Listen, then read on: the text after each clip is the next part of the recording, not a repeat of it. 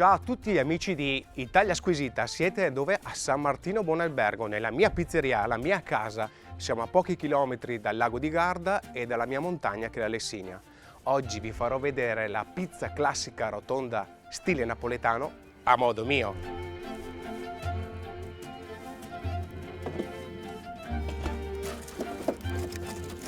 Per l'occasione preparerò questa pizza classica con un forno domestico Uni.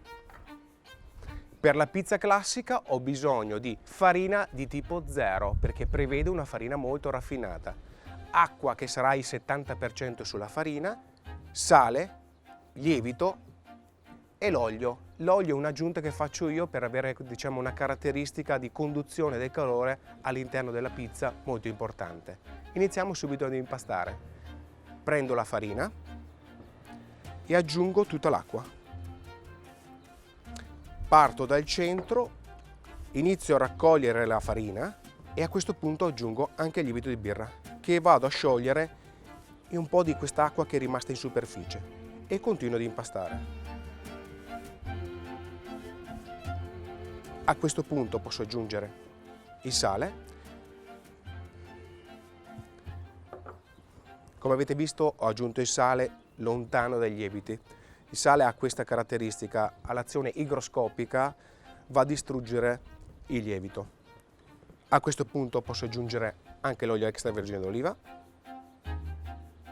e continuo ad impastare dall'esterno verso l'interno e vado a raccogliere tutta la farina che rimane appoggiata appunto sulla ciotola.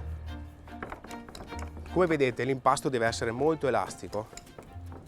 Quando siamo arrivati a questa consistenza che vedete che non è legato perfettamente, dobbiamo lasciarla per 20 minuti a temperatura ambiente. Questo ambiente è 24-26 gradi, oggi siamo qui all'esterno, una cosa meravigliosa, ma se voi siete in casa utilizzate una zona dove avete 24-26 gradi e lasciatela riposare appunto per 20 minuti.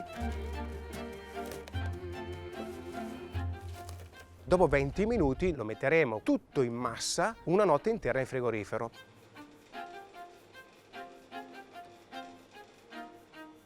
Eccolo qui, perfetto. Sono andato a prendere dal frigorifero che era a 4 gradi il mio impasto diretto con 70% d'acqua. Vedete che struttura che ha, come è ben legato. Di conseguenza stiamo parlando di un impasto che ha, diciamo così, maturato lentamente a 4 gradi per tutta la notte.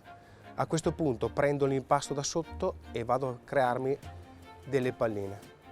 Vado a fare la mozzatura, prendo l'impasto e porto l'impasto verso la parte sotto, lasciando la parte liscia sopra. Eccola qua. E poi se vogliamo mi posso aiutare sul tavolo a fare una bella pallina. In gergo si dice pirlare. Faccio un'altra pallina. Da questa ricetta ne vengono fuori 4. Poi sai, è un po' a desiderio vostro, se volete fare una pizza che ha una sostanza molto importante, da 200, da 400 grammi, ne vengono fuori 3 o 5. A questo punto appoggio le palline all'interno di un contenitore perché dovranno lievitare per altre 4 ore a temperatura ambiente, 22-24 gradi. Eccoci qua, sono trascorse le 6 ore a temperatura ambiente, vedete che le palline hanno raddoppiato il loro volume ed è arrivato il momento di stenderle. Con un po' di grano duro rimacinato le copro, sfrutto il tavolo a questo punto, l'appoggio qui, un po' di farina e con gesti molto semplici che porteranno dall'interno verso l'esterno l'aria, faccio questo movimento. Mi aiuto anche un attimino con le mani per aprire l'impasto. Eccolo qua.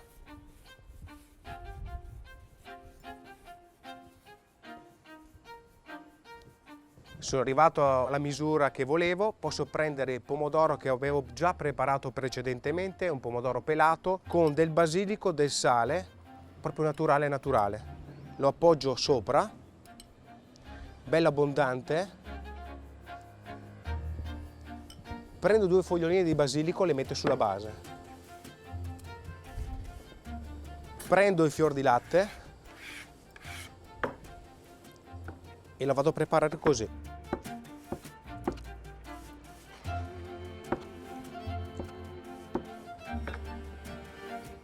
e via sopra, bello abbondante. Siamo a casa e ci dobbiamo divertire. Olio extravergine oliva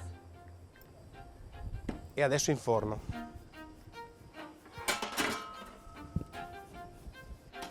Appoggio la pala sul tavolo, con un gesto prendo l'impasto e lo porto verso appunto la pala, correggo se ho qualche imperfezione,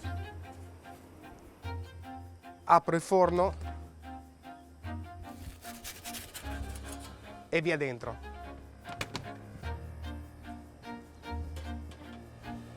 Ci siamo.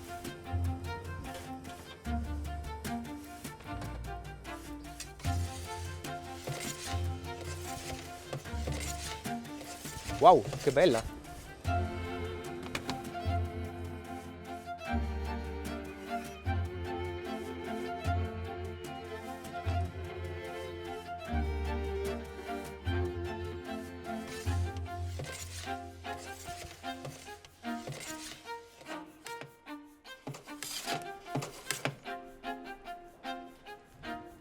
Mi sembra che il risultato sia fantastico. A questo punto possiamo aggiungere del basilico fresco sopra, abbondante, un giro d'olio ancora. La pizza è pronta, come vedete, una pizza fatta con un forno domestico a casa che assomiglia a una pizza fatta in pizzeria. Intanto vediamo com'è venuto il cornicione all'interno. Guardate. Perfetta, asciutta all'interno, non è bello steso, bello grande e di conseguenza è arrivato il momento di assaggiarla.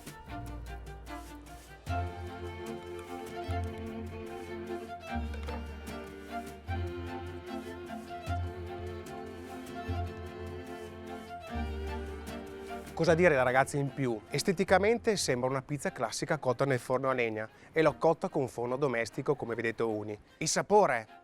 È un tuffo direttamente a Napoli, veramente molto interessante. Cosa vi resta a fare? O lo fate a casa voi o al limite venite a San Martino in Buon Albergo a Saporè. Vi aspetto!